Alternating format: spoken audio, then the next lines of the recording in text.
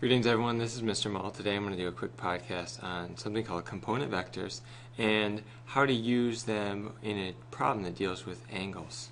Okay, so we are just learning how to draw force diagrams, but I want to bring us back to the bowling ball challenge because there's something in there that might help us. So in the bowling ball challenge, remember, we had this bowling ball and it started down here and we had to push it down the hallway. And you gave it a force and it started moving, and if you were to just let it go, it would just keep rolling at a constant speed until friction slowed it down. But let's ignore friction for a second. So I want to take kind of a snapshot part of the way through the motion, and I want you to give it a little velocity vector because it's moving down the hallway at a constant speed in a straight line. So once you got it going, you notice that we had to give it a push, and the one that resulted in the best situation is when someone gave it a push directly this way. Okay, so we gave it a push directly that way. Now if you give something a push, it starts to move. So my bowling ball was originally going down the hallway, straight line, kind of straight. And what happens is we introduced into it a component of horizontal velocity. So at the end of my push, before I hit the no-hit zone, I had started moving it in the horizontal direction. So we gave it this component, so we'll just call this velocity, and then this was, we'll say, parallel to the wall, and then we'll say this is velocity perpendicular to the wall. So what happens is, what happened to the ball is that it didn't go straight, it didn't go to the right, it actually went at the diagonal. Well, if I were to look at the velocity vector and that angle that it shot off to the finish line, if I draw a box, a parallelogram, around those two components, the parallel and the perpendicular component, and I draw a line all the way over here into the corner, this is where the ball actually went. Okay, we'll call this the resultant velocity, okay, VR, resultant. So that was actually where the object moved. So if I looked at a snapshot of the bowling ball and all I knew was its resultant, or how fast and in what direction the bowling ball moved across the finish line, I could go back and say, well, that was because it was moving, draw my little parallelogram here.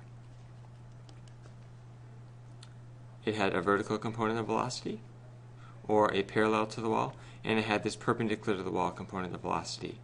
Those two together, when they combined, accounted for the overall motion. Okay, so those two added together. So these things here are called components. So on one of those worksheets it says you need to break up things into components, and you're going to actually use some trig to find the exact values of some of those components.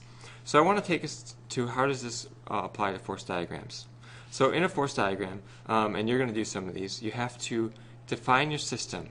So figure out what you want to look at. So I'm going to go ahead and draw little dots around my man. This is my system. I want to look at what forces are acting on him. So I look around him, and the only thing I see attached to him in contact with him is the rope. Okay, so there's our rope. And I notice that down here, kind of underneath him, even though he's suspended, is our earth. So I'm trying to look at all the forces involved on this man. So I'm going to take the man, and I'm going to draw a dot. And I notice that he's at rest. He's just hanging there.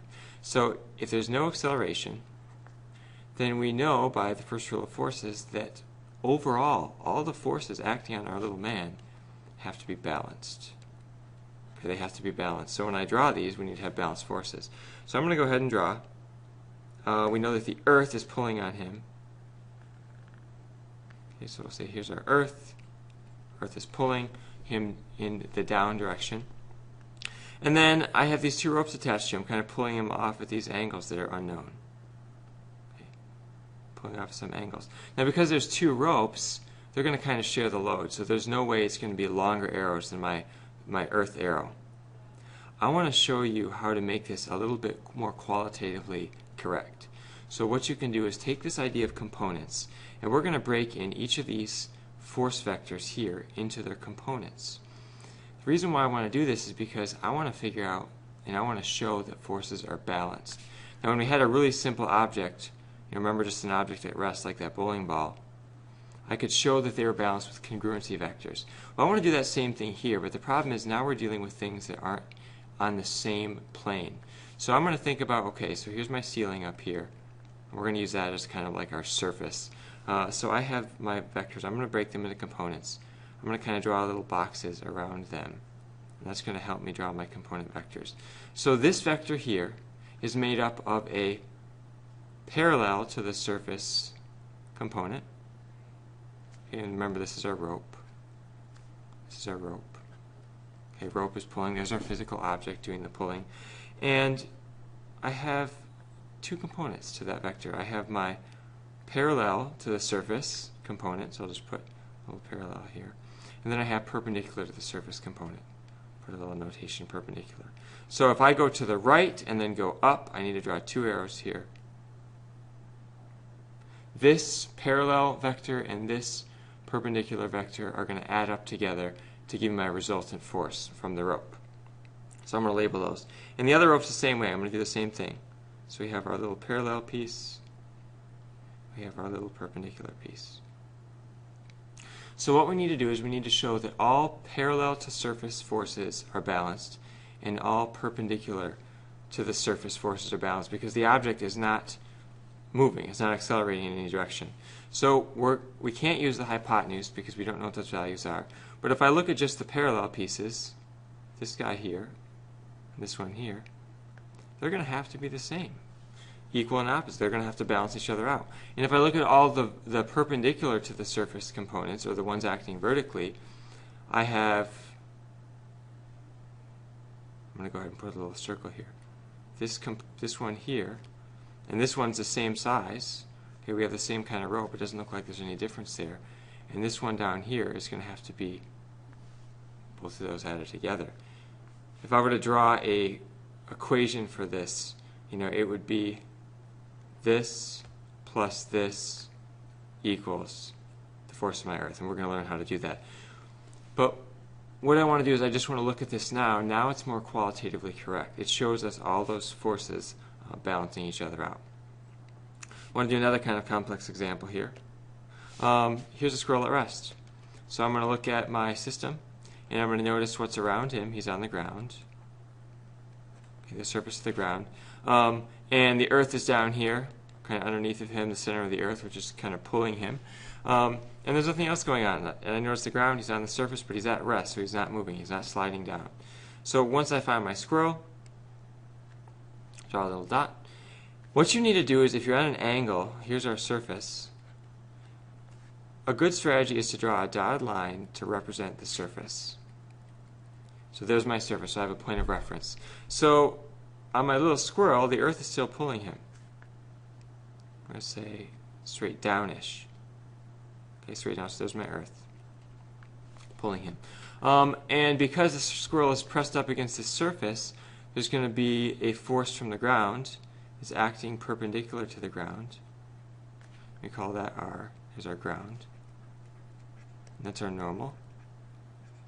And then because he's not sliding, there's this anti-sliding force.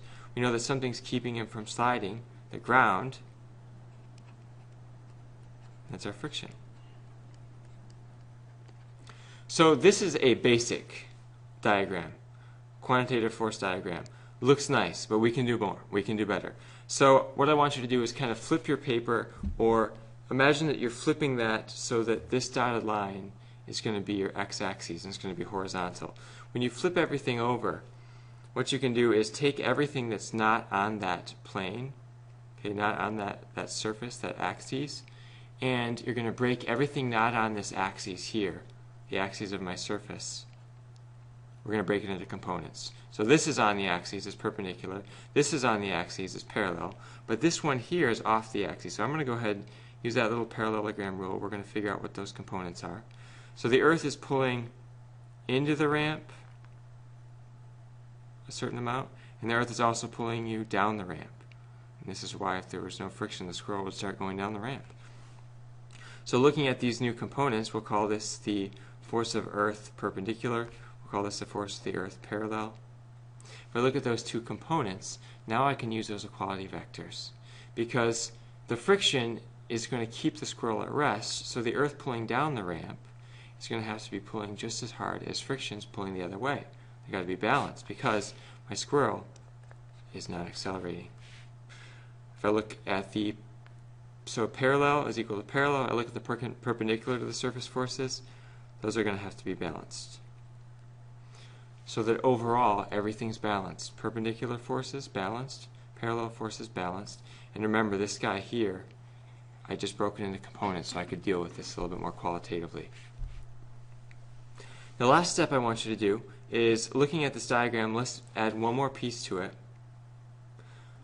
What if we made this more quantitative even more yet? Let's say that this was a 30-degree ramp, and zippers is now a 20-Newton squirrel. So the Earth is pulling zippers with 20 newtons. Okay, so this is my Earth force, pull from the Earth. So I have that little diagram from the last problem. I'm going to kind of just sketch that on here. Very briefly sketch that.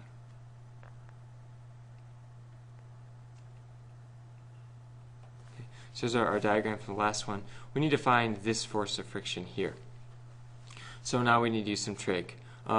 Originally, zippers was probably not on a ramp, and someone put them on a ramp. So originally, there's my x-axis, the Earth was pulling straight down. But when I tilt that ramp, what used to be my y-axis pointing straight down now gets shifted as well. So my y-axis is now shifted by how many degrees? Well, it's shifted 30 degrees. So if gravity used to be, or Earth used to be pulling straight down, now this new angle here, my y-axis got shifted 30 degrees. It's going to be 30 degrees. So now we're going to use some trig. If this, okay, we'll call this friction force, we'll call this friction, is going to be equal to, looking at the congruency marks, is equal to the force of the Earth that was parallel to the surface, then I can use this equation. And if I can find this force here, I can find the force of friction. So we're going to use some trig. I'm going to zoom in that little triangle. Zoom in that triangle here. Here's an x and a y axis. And we have this force here. This was 20 newtons. Okay, notice I've this is 20 newtons. Notice I've tilted everything back over horizontally so I can kind of get a good feel for how I'm going to navigate this. So I want to break this into components, and I want to find this piece here, this side here. I want to find this parallel piece, because if I can find this, I can go find the friction. Remember, they were equal. So what I'm going to do is I'm going to use some trig. This is 30 degrees, and I'm going to use trig function. So I want to find this side here. This is called the opposite side of the triangle. This is called the hypotenuse, and this is called the adjacent side. So I'm going to use sine, SOHCAHTOA, so sine is opposite, so sine of 30 degrees is equal to the opposite side over the hypotenuse side, HYP. And what I can do is I can plug in my values.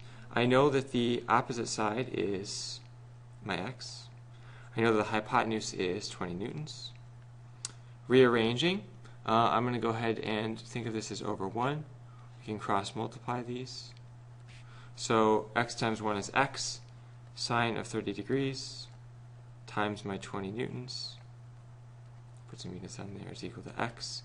So I can punch this in my calculator, and we're going to get an answer of 10 newtons. So if I find this as 10 newtons, I know this component. And I could find this other component too if I had to by using a different trig function. I could find this side. I want you to show your work when you're doing those. So this was a lot, and I put it all together. You will be building on these skills. So if you're slightly confused, that's okay. I hope that this was helpful.